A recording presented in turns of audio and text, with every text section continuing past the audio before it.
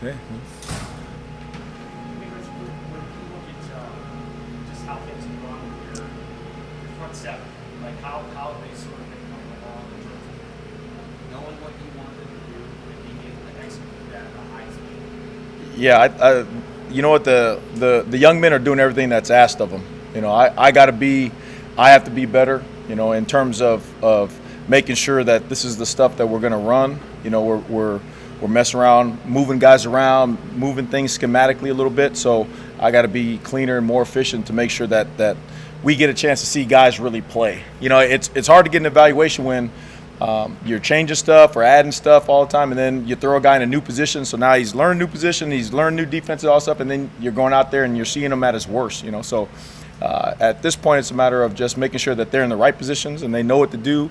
I scale back so those guys can go play. When did you start scaling things back?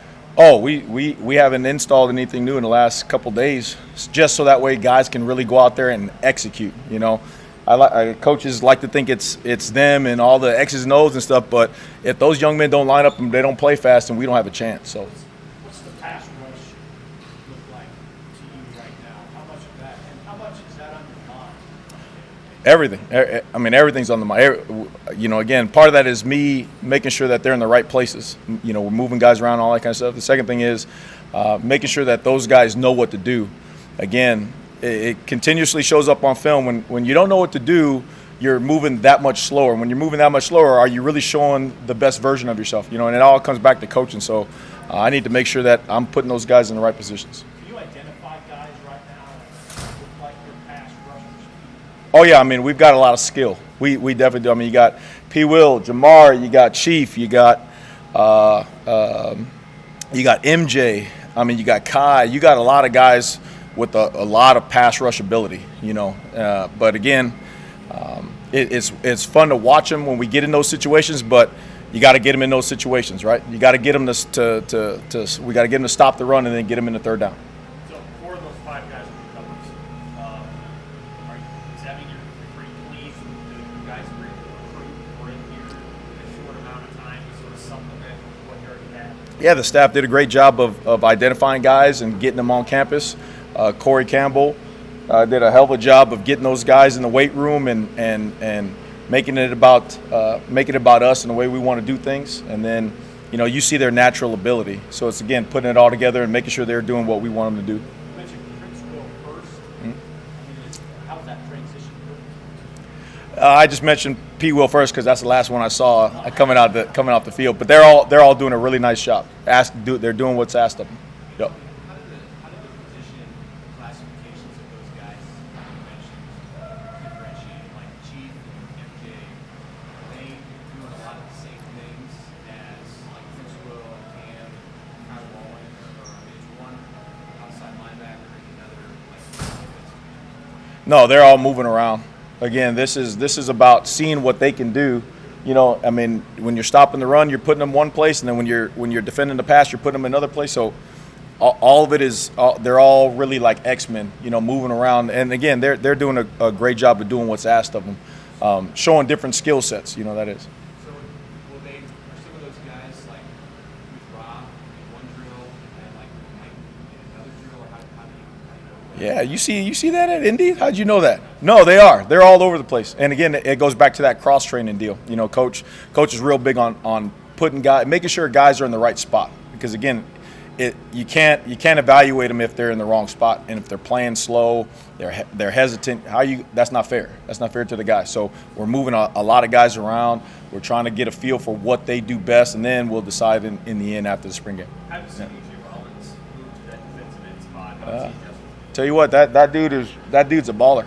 You know, he's again doing what's asked. He's been over there for, I don't know, maybe a week now, and all of a sudden, you know, he's making plays. You're seeing him constantly show up around the ball, which is really cool, really fun to watch. And then you see him with a smile on his face. So again, really neat deal. And that's one of those things where guys are moving positions, and now all of a sudden he's making plays for you, and we'll go from there. Was that Rule, or was it you that was like that guy? No, it was Coach Rule seeing it. You know, he gets a chance. I mean, he's real real observant of everything, sideline, players, everything, constantly talking about the roster and where he sees guys and athleticism and everything. So he mentioned one day, he's like, hey, try him over here, and lo and behold, he's pinching through there, making tackles for a loss. So it's fun with a smile on his face. That's the best thing, So it's cool to see. Tony, MJ Sherman and Jamari Butler, they mentioned they're working at the jack position. Yeah. Can you just explain a little bit more about the jack and what its responsibilities are? Yeah, it's just like outside linebacker. I mean, it's just they're moving around. I mean, they want to say the jack, but also they're at will, they're at Mike, they're at end, they're all over the place. So I don't want to lock them into one thing because their skill set, they're showing a lot of different things. They're showing their ability to play on rundowns, and then you move them outside, and then they're rushing the passer. So I think there's a really healthy competition right there, which is going to be good for everybody. How many corners do you have? Like, how many corners are you really comfortable with? Oh man, I mean, all those DBs, same way. We're moving guys around, so you got 3 or 4 or 5 guys that have shown that they can go out there and cover. Now, where they are each practice, you don't know. It goes by injury, it goes by where we want to see what the plan of the day is for them. But there's about 3, 4, 5 guys that are constantly moving around, making plays out there on the island.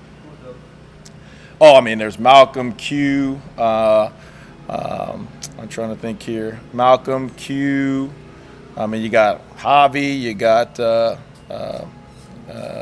Tommy Hills about their ball. I mean, and then Miles can go out there and play corner. I mean, with his length and his athleticism. I mean, there's a ton of guys that can go out there. Would you say there's a leading candidate opposite of? No. This whole thing is about competition. So we're moving guys around. When you watch out there, sometimes it's Malcolm, sometimes it's Tommy, sometimes it's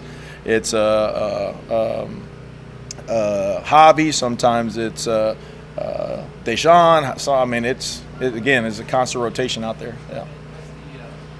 Tendency to move guys around as much as you have this year, is that something that's normal for you in the scheme to do when they're more established? Like right now, you're obviously getting to know this personnel. Do you anticipate that this will be something that you always do, is look at players at this many positions, or is it more to do with your situation? 50-50. I mean, coming in new, you got to see what they can do, but also, everything is about concepts. The one thing being here is you're always talking about the game of football. Football intelligence, situational things like that. So you're always moving guys around, and the more they understand concepts at different positions, the more when they do go in their position, they understand what guys are doing around them. And it's really cool in terms of the awakening, being around here, being around Coach Rule and those guys to see those guys moving around, they better understand other positions. So that way you say, hey, go play this. And naturally, they may not have taken reps there, but they are executing because they understand concepts. I have some questions on too, right? Oh. There you go. He switched to receiver for a little bit last year. Is he back on defense full time? What do you see? Right now, he's on defense. That's Coach Rule deal. Right now, he's on defense, and if Coach Rule says he's on offense tomorrow, he's on offense tomorrow. But I've seen him do a lot of good things. It's about maturity. And that's with everything. New staff, you want to make sure guys are buying into what we're doing. Not only buying in, but actually adopting it, believing in it. And so Tommy's a guy who has a lot of talent, and his maturity. As his maturity comes along, you see him making more plays, more positive, around the ball more. So it's fun to watch. How do you feel like you guys are tackling? How are they going about learning what you want them to do? Yeah, and I know you keep saying me, but we're really us. Like, this is what we preach, period. Everybody top down. And that's the first thing we do every day is tackle. And Coach, it's really cool because he's kind of an old school guy in terms of, hey, the game is won physically, right? And so we practice physical. So the very first things we do on defense is always getting off a block and knowing how to make tackle. Now that's learning the tackling form, how we want to do things, how we want to tackle, but also putting them in situations where they got to go tackle. You know what I mean? It's fun. It's cool to do it on a pop-up and then wait till the whole week and then play in the game and all of a sudden say, hey, go tackle somebody, right? No, we practice it every period. Everything we do is about the physicality part. Tony, with all the instruction that you have been doing here this spring, are you seeing your group improve at the rate that you have? There's constant improvement because they're knowing what to do a little bit better, but it's about the consistency, right? We expect them every day to know what to do, but can you actually go and apply it on the grass? Can you take the success from one period and put it over and wipe it out and go into another period like, hey, like you just lost that period, you know? And that's the thing. Like today in terms of, you know, defense won a period, then we come back and we get our butts kicked, you know, going that back and forth. Good teams don't do that. You know, good defenses don't do that. Good defenses, you play your butts off, you win or lose, next period, win or lose, next period. That's it. You know, you don't ride the emotional roller coaster. So we got to keep on getting better that way. How many guys around and trying out different positions to stunt some of that growth, or do you guys have to have a little more patience and grace with the guys? Yes, I mean, but again, at the end of the day, if I see the ball, I don't need to know what to do in terms of, hey, I see the ball over there, I'm running to the ball, and I'm gonna get there in a bad humor. Period.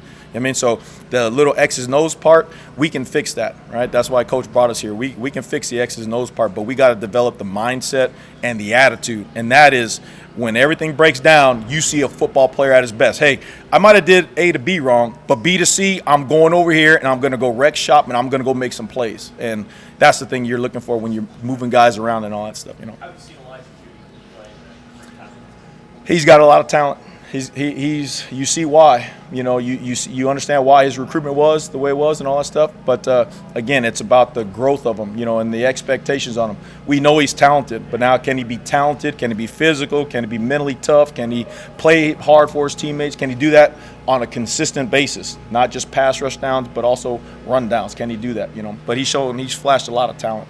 How have you seen the offensive line? I mean, you face them every day. So, like, what has that group been like to go against, and how they maybe Iron sharpens iron.